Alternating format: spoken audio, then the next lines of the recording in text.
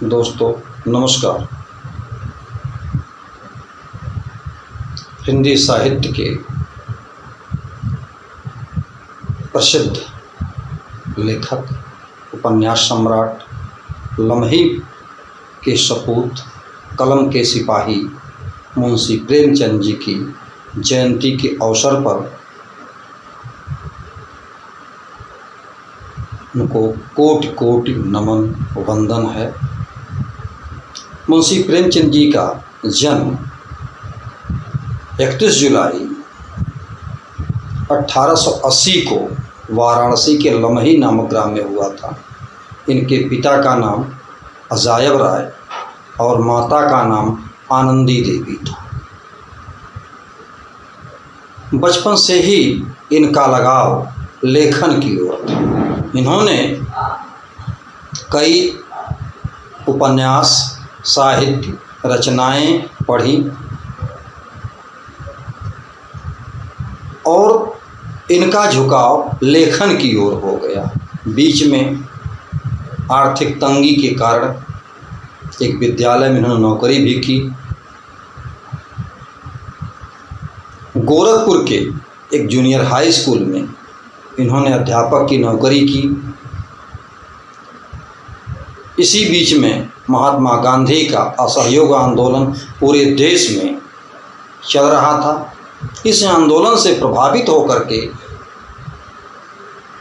मुंशी प्रेमचंद जी ने अध्यापक की नौकरी छोड़ दिया और गांधी जी के आंदोलन में सक्रिय रूप से भाग लेना शुरू कर दिया।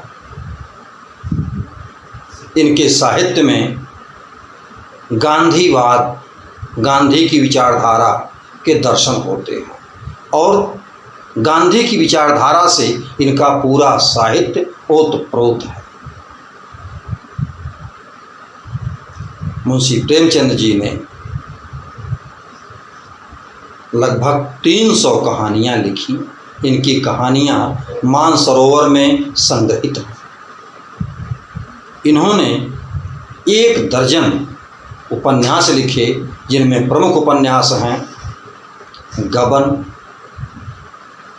निर्मला, गोदान, सेवा सदन, प्रेमाश्रम, वरदान, प्रतिज्ञा। ये सब उपन्यास इनके साहित्य की अमूल्य धरोहर हैं। मुंशी प्रेमचंद जी ने साहित्य की दिशा मोड़ दी। इसके पहले के साहित्य में किसी देवी देवता की कथा का वर्णन होता था या किसी राजा महाराजा की कथा का चित्रण होता था, लेकिन मुंशी प्रेमचंद जी ने उपन्यास को अयारी, ऐतिहासिक या पौराणिक धार्मिक कथाओं से बाहर निकालकर नए सामाजिक परिवेश की ओर उन्मुख किया। अब साहित्य में होरी धनिया, हरखू भोला या पूस की रात, मंत्र जैसे कहानियों के पात्र इनके साहित्य में दिखलाई पड़ने लगे। इनके साहित्य में समाज के अंतिम छोर पर खड़ा व्यक्ति दिखलाई पड़ने लगा। ये इनके साहित्य की सबसे बड़ी विशेषता है। मुंशी प्रेमचंद जी के साहित्य के पात्र हमारे आपके बीच के पात्र हैं, जो जीवन के लिए संघर्ष कर रहे हैं, जीवन के लिए घुट रहे हैं, मिट रहे हैं, पिट रहे हैं। इन सब के बीच में इनका साहित्य समाज के केंद्र में रख करके लिखा गया। इनके साहित्य में समाज केंद्र में है और सामाजिकता की प्रमुखता है।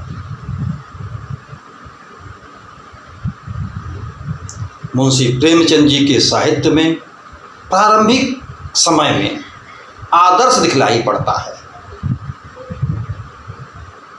इनके रचनाओं में, उपन्यास में या कहानियों में किसी समस्या को दिखा करके अंत में उसका सुखद समाधान प्रस्तुत किया जाता है। यह समाधान गांधीवाद से प्रभावित है। यह समाधान उन्होंने विभिन्न बिंदुओं पर प्रस्तुत किया है। इनके उपन्यास सेवा सदन में राष्ट्र प्रेम और सेवा भाव को प्रमुख मान करके एक अंतर्विरोध को समाप्त किया गया है। प्रेम आश्रम में विधवाओं की दशा या वेश्याओं की दशा का चित्रण करके अंत में उनका एक सुखद समाधान प्रस्तुत किया गया है।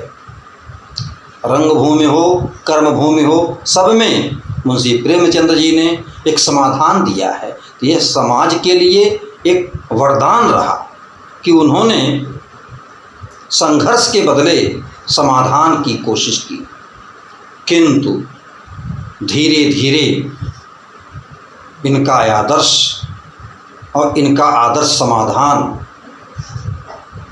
लगता है कि थक गया और अब इनके साहित्य में यथार्थ दिखलाई पड़ने लगा। यह यथार्थ गोदान में दिखलाई पड़ता है। यह गोदान कृषक जीवन का महाकाव्य है, कृषक जीवन का महाभाष्य है और एक व्यक्ति, एक किसान का भोगा हुआ यथार्थ है। इसी प्रकार से निर्मला में बाल विवाह की समस्या को बखूबी उभारा गया है और इसका कोई समाधान के बदले एक भोगा हुआ यथार्थ उपन्यास में रखा गया है। मुंशी प्रेमचंद जी का पहला ग्रंथ सोजे वतन उर्दू में लिखा गया था। इसमें राष्ट्र प्रेम की भावना प्रधान थी, इसलिए अंग्रेजों ने इसको जब्त कर लिया और जला दिया। इसके बाद मुंशी प्रेमचंद जी के नाम से रचनाएं लिखने लगे। इसके पहले वह नवाब राय के नाम से रचनाएं लिखते थे। इनके जीवन का अंतिम उपन्यास निर्मला को माना जाता है। इनके कहानियों का संग्रह मानसरोवर में किया गया है। इनकी पहली कहानी 100 मानी जाती है। कहीं कहीं पर पंच परमेश्वर को भी इनकी पहली कहानी मानी जाती है। इनकी अंतिम कहानी कफन है। इनका अंतिम ग्रंथ महाजनी सभ्यता। मुंशी प्रेमचंद जी के साहित्य में राष्ट्रवाद की झलक दिखलाई पड़ती है। इनकी अनेक कहानियों में, उपन्यासों में गांधी जी द्वारा चलाए हुए आंदोलनों की झलक मिलती है। मुंशी प्रेमचंद जी की भाषा जनसामान्य की भाषा है, बोलचाल की भाषा है, जिसमें तत्सम तद्भव उर्दू, अरबी, फारसी अनेक भाषाओं के शब्द आ गए हैं। इनकी भाषा में गंगा जमुनी तहजीब और सामंजस्य दिखलाई पड़ता है। मुंशी प्रेमचंद जी के साहित्य में नए नारी विमर्श की झलक दिखलाई पड़ती है। इनके साहित्य में आई हुई नारियां एक तरफ पुरुष के साथ कंधा से कंधा मिला करके संघर्ष करती हैं, तो दूसरी तरफ वह समाज के एक अभिन्न अंग के रूप में समाज के विकास में सहयोग भी देती हैं। इसमें हर ढंग के नारी पात्र दिखलाई पड़ती हैं। मुंशी प्रेमचंद जी के बारे में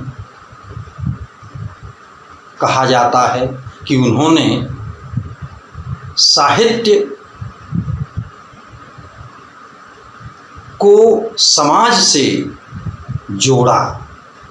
जो समाज में उन्होंने देखा उसको हूबहू उस भोगे हुए यथार्थ को साहित्य में प्रस्तुत किया। क्या किसान, क्या जमींदार, क्या गरीब, क्या अमीर, क्या पटवारी, क्या अधिकारी, सब लोग इनके साहित्य में आए हैं, कोई इनसे बच नहीं पाया है।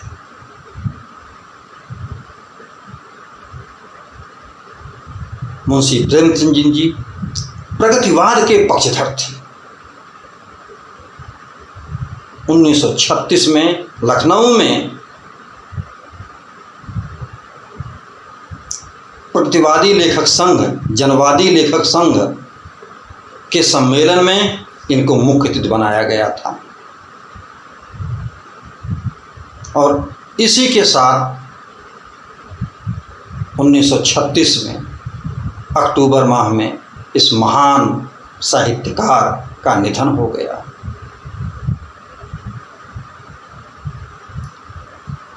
बड़े गौर से सुन रहा था जमाना, कलम के सिपाही का जंगी फसाना। कलम रुक गई दास्तां कहते कहते, तुम ही सो गए दास्तां कहते कहते, तुम ही सो गए दास्तां कहते कहते। इस अवसर पर इस महान साहित्यकार को कोटशः नमन, शत शत नमन, समर्पित श्रद्धा सुमन, वंदन। धन्यवाद।